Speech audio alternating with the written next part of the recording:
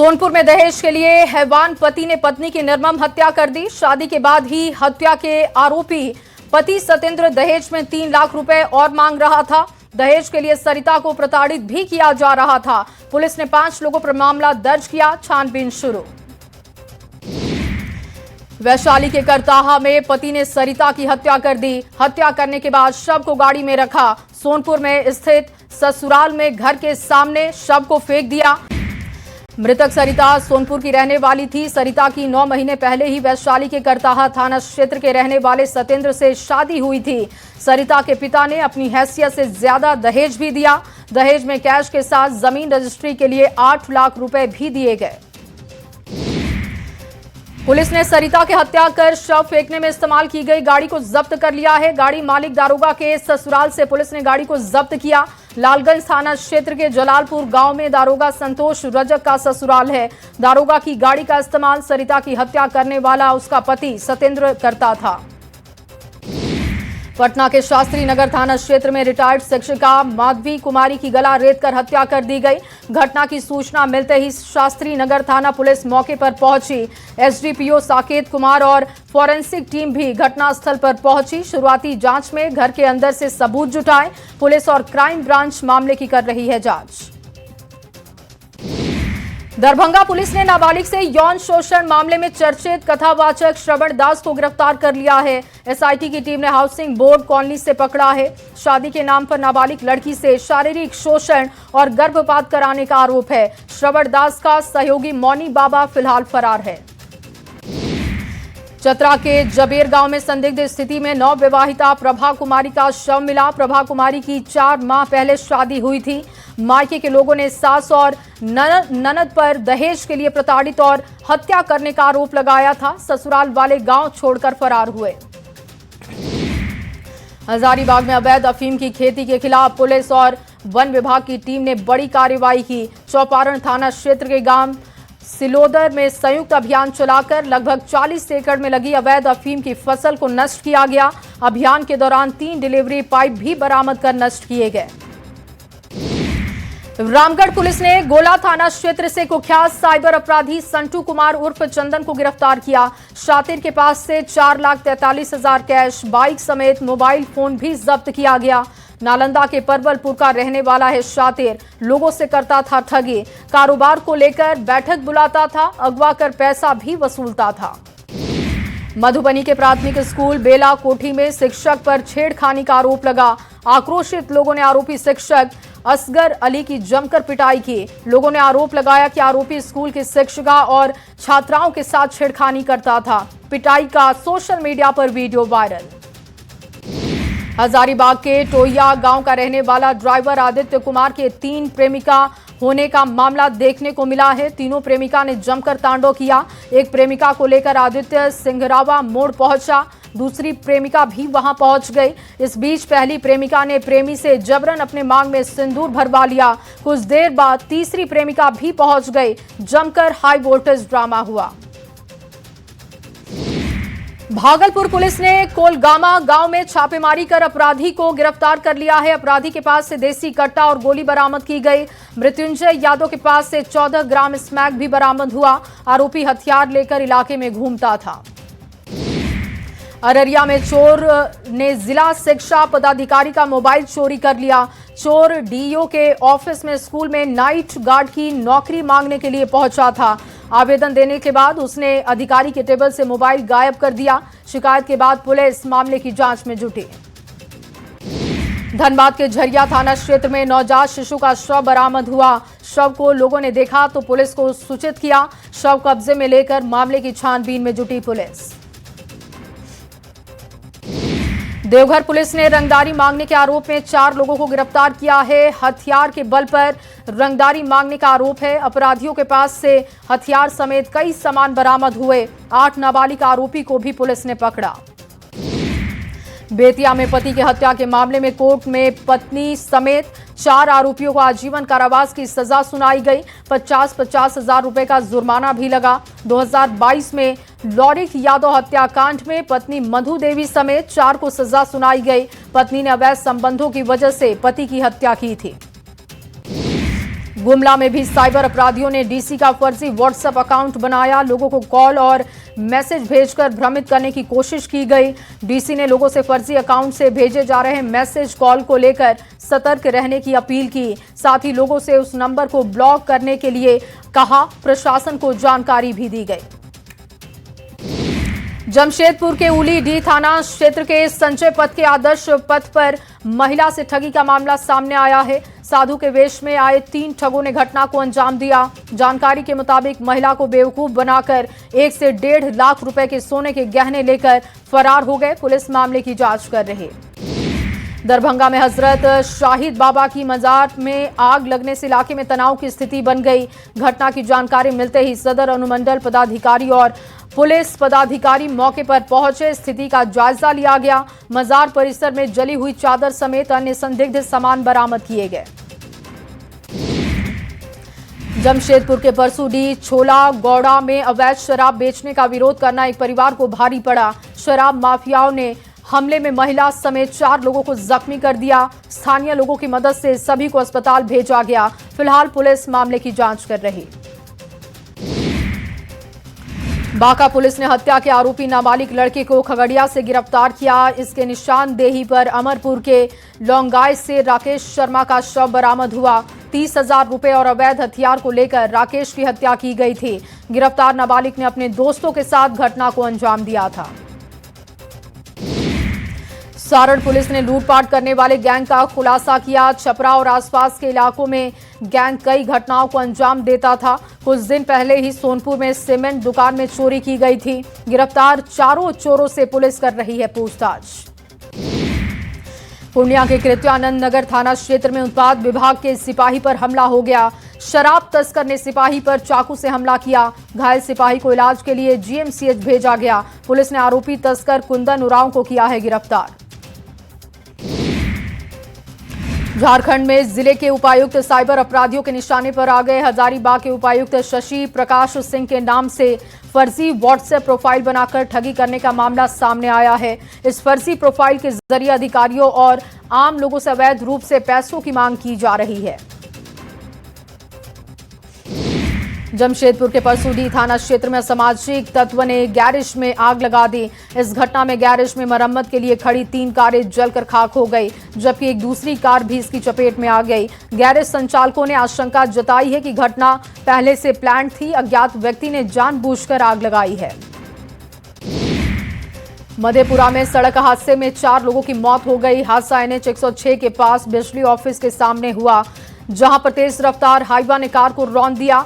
रफ्तार इतनी थी कि कार के ऊपर हाईवा चढ़ गया। हादसे में 4 दोस्तों की मौत हो गई। गुमला के छतरपुर गांव के पास कार और ट्रक के बीच जोरदार भिड़ंत। हादसे में कार ड्राइवर की मौत। कार में फंसे शव को किसी तरीके से बाहर निकाला गया। बताया जा रहा है कि कार चलाते समय ड्राइवर मोबाइल पर कर रहा था बात। सासाराम रेलवे स्टेशन पर ट्रेन से उतरने के दौरान एक यात्री प्लेटफॉर्म पर गिर गया, जिस कारण उसकी मौत हो गई। मृतक शंकर यादव भोजपुर जिला के सरना गांव का रहने वाला था। हावड़ा बीकानेर एक्सप्रेस से सासाराम रेलवे स्टेशन पर उतर रहा था। बिहार सरकार के खिलाफ मोर्चा खोलने की तैयारी में आरजेडी है। तेजस्वी यादव के नेतृत्व में हुई बैठक में फैसला हुआ। सरकार के फैसलों को लेकर सड़क पर आरजेडी नेता उतरेंगे। छात्रा की मौत मामले ने सियासी तूल पकड़ लिया। एनडीए के कई नेताओं ने पीड़ित परिवार से मुलाकात की। जहानाबाद के पूर्व सांसद चंद्रेश्वर प्रसाद चंद्रवंशी और हिंदुस्तानी आवाम मोर्चा के नेता देवेंद्र मांझी ने पीड़ित परिजनों से मुलाकात की। पीड़ित परिवार को आश्वासन दिया कि सुशासन की सरकार में कोई दोषी बख्शे नहीं जाएंगे। मोतिहारी में समृद्धि यात्रा के दौरान सीएम नीतीश कुमार ने बड़ा ऐलान किया। सीएम ने कहा कि चंपारण में 12 चीनी मिल खोले जाएंगे। साथ ही 10,000 रुपए पाने वाली जीविका दीदियों को बिजनेस के लिए राशि दी जाएगी। पलामू पहुंचे कोयला राज्य मंत्री सतीश चंद्र दुबे ने 1.5 दशक से बंद पड़े राजहरा कोल माइंस प्रोजेक्ट का उद्घाटन किया। इस मौके पर सांसद विष्णु दयाल राम के साथ सीसीएल के सीएमडी और सभी कर्मचारी पहुंचे। कोयला राज्य मंत्री ने कहा कि इलाके के सीसीएल प्रोजेक्ट एक काफी महत्वपूर्ण प्रोजेक्ट है। झारखंड में एसआईआर से पहले सभी राजनीतिक दल अपने अपने तरीकों से तैयारी में जुटे। वोटर को नाम लिस्ट में नहीं कटे, इसके लिए जागरूक किया जा रहा है। इसे लेकर कांग्रेस सुपर ट्रेनर बना रही है। अपने सुपर ट्रेनर्स को 3 दिनों तक रांची में ट्रेनिंग दी जाएगी। कांग्रेस ने 75 सुपर ट्रेनर बनाए हैं जो कि गांव में जाकर बीएलए को ट्रेन करेंगे। 6 साल पहले दर्ज केस के मामले में धनबाद सांसद Dhullu Mahato MP MLA court में पेश हुए। बाघमारा विधायक रहने के दौरान उन पर सोना राम मांझी के एसटी एक्ट के तहत केस दर्ज कराया गया था। कोर्ट ने आपसी समझौते के आधार पर मामले से सांसद को बरी किया। मुख्यमंत्री हेमंत सोरेन के विदेश दौरे में शामिल होने के लिए झारखंड चैंबर ऑफ कॉमर्स के 2 प्रतिनिधि दावोस रवाना हुए। एयरपोर्ट पर पहुंची राज्यसभा सांसद महुआ मांझी ने कहा कि ये सरकार गांव के साथ साथ शहरों के विकास में जुटी है, इंडस्ट्रियल एरिया को बेहतर बनाना चाहती है। चैंबर अध्यक्ष ने कहा कि हम लोग विदेश से बहुत कुछ सीख के आएंगे। गिरिडीह के लचकन मौजा में वन विभाग के खिलाफ ग्रामीण और जनप्रतिनिधियों ने एक सभा की। इसमें बीजेपी नेता बाबूलाल मरांडी पहुंचे। बाबूलाल मरांडी ने वन विभाग की ओर से लोगों की जमीन पर घेराबंदी कर वन विभाग की ओर से पौधारोपण पर विरोध जाहिर किया। उन्होंने डीएफओ से बात कर कार्रवाई की मांग उठाई है। सेना की जमीन से जुड़े मामलों को लेकर झारखंड में रक्षा संपदा उप कार्यालय का रांची में उद्घाटन हुआ। राज्यपाल संतोष गंगवार और रक्षा राज्य मंत्री संजय सेठ उद्घाटन कार्यक्रम में पहुंचे। राज्यपाल ने कहा कि अब सेना की जमीन से संबंधित मामलों के निवारण के लिए दानापुर नहीं जाना होगा, यहीं से मामले का निपटारा होगा। मोतिहारी में डिप्टी सीएम सम्राट चौधरी ने एक्सॉल एयरपोर्ट को लेकर बड़ी बात कही है। सम्राट चौधरी ने कहा कि मुख्यमंत्री नीतीश कुमार ने रक्सौल एयरपोर्ट के काम में तेजी के लिए अधिकारियों के साथ समीक्षा की। अगले 1 महीने में एयरपोर्ट के लिए टेंडर की प्रक्रिया शुरू होगी। उपेंद्र कुशवाहा ने अपने 2 विधायकों से मुलाकात की है। उपेंद्र कुशवाहा ने अपने 2 विधायकों से मुलाकात के बाद एक्स पर तस्वीरें साझा की। कुशवाहा ने अपने पटना स्थित आवास पर आलोक सिंह और माधव आनंद से मिलकर बातचीत की है। बता दें कि उपेंद्र कुशवाहा से आलोक सिंह और माधव आनंद नाराज चल रहे थे। कांग्रेस नेता और पूर्व केंद्रीय मंत्री अखिलेश प्रसाद सिंह जहानाबाद पहुंचे। मृतक मेडिकल की छात्रा के परिजनों से मुलाकात की। इस दौरान उन्होंने परिजनों को न्याय का भरोसा दिया। इस दौरान कांग्रेस नेता ने निष्पक्ष जांच और कार्रवाई की मांग की। बीजेपी के पूर्व प्रदेश अध्यक्ष दीपक प्रकाश ने भ्रष्टाचार के मुद्दे को लेकर हेमंत सरकार को टारगेट किया। उन्होंने कहा कि झारखंड की सरकार भ्रष्टाचारियों और लुटेरों की सरकार बन चुकी है। जब ईडी अपराधियों तक पहुंचने लगी तो राज्य सरकार घबरा गई। कांग्रेस के पूर्व प्रदेश अध्यक्ष राजेश ठाकुर ने नेता प्रतिपक्ष बाबूलाल मरांडी को नसीहत दी। कहा कि ईडी हो या डीजीपी के मुद्दे पर वो अपने बयान देने लगते हैं। प्रदेश अध्यक्ष को भी कुछ काम करना चाहिए। जो काम प्रवक्ताओं का है वो बाबूलाल मरांडी कर रहे हैं। मुख्यमंत्री नीतीश कुमार समृद्धि यात्रा के दौरान मोतिहारी पहुंचे, जहां उन्होंने सेंटर ऑफ एक्सीलेंस और महिला आईटीआई का निरीक्षण किया। इस दौरान महिला आईटीआई परिसर में लगे कई विभागों के 15 स्टॉलों का भी मुख्यमंत्री ने जायजा लिया। मुख्यमंत्री ने अधिकारियों से संवाद कर योजनाओं की प्रगति की जानकारी दी। मनरेगा का नाम बदलकर विकसित भारत जी राम जी कर दिया गया। इसे लेकर विपक्षी दल बीजेपी पर हमलावर है। विपक्षी दल के आरोपों का जवाब देने के लिए देवघर में बीजेपी के प्रदेश उपाध्यक्ष बाल मुकुंद सहाय ने कमान संभाली। विपक्ष के आरोपों को निराधार बताया। सिवान के हसनपुरा एमएच नगर थाना परिसर में जनता दरबार लगा। जनता दरबार में सीओ और थानेदार मौजूद रहे। दोनों ने जमीन संबंधित कई मामलों को निपटाया। 2 मामलों में नोटिस जारी हुआ। सासाराम में अतिक्रमण को लेकर अभियान चलाया गया। जिला प्रशासन के निर्देश पर नगर निगम ने सड़क से अतिक्रमण हटाने का काम शुरू किया। फुटपाथ दुकानदारों को भी हटाया गया। बस स्टैंड के पास बने वेंडर्स जोन में फुटपाथ दुकानदारों को दुकान लगाने के लिए कहा गया। बोकारो के सेंट्रल कोल फील्ड्स लिमिटेड की कारों ने ओपन कास्ट विस्तारीकरण परियोजना के लिए लगभग 41,000 से ज्यादा पेड़ों की कटाई की मंजूरी दी है, जिससे कि पर्यावरण संतुलन पर संकट गहराने की आशंका है। साथ ही आदिवासी समुदायों और जंगली जानवरों की जिंदगी पर भी खास असर होगा। सीसीएल की ये परियोजना 400 करोड़ की है। लखीसराय डीएम ने डाक विभाग के जागरूकता रथ को रवाना किया। डीएम ने कहा कि ये जागरूकता रथ ग्रामीण इलाकों में डाक विभाग के योजनाओं की जानकारी देगा। ग्रामीणों को डाक विभाग के कई योजनाओं के बारे में जानकारी मिलेगी। आरा के बड़हरा में बिना अधिकारी के ही अनाज उठाने को लेकर मामला देखने को मिला। बड़हरा प्रखंड के आपूर्ति पदाधिकारी ने बताया कि बिना एजीएम के अनाज का उठाव नहीं करना है। ये कैसे हो रहा है, इसकी जांच होगी। सीनियर अधिकारियों को सूचित किया जा रहा है। गिरिडीह जिले के खनन विभाग कार्यालय में 4 कर्मियों को पद मुक्त करा दिया गया, जिसके बाद डीएमओ सहित सिर्फ 4 कर्मियों के सहारे पूरा विभाग चल रहा है।